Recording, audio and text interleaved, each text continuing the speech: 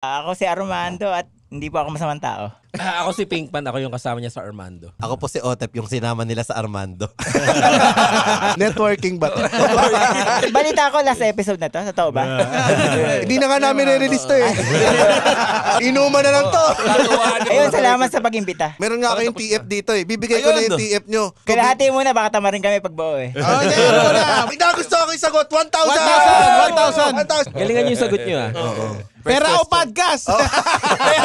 Pera! Paano kayo nag-start sa comedy? Si Armando mahilig sa comedy, nanonood ng mga pelikula ng araw, sitcom, yun. Parang May mga natural lang. favorite kang sitcoms. Actually, wala. meron. Balik ang 1,000! Namali ako, sorry namali.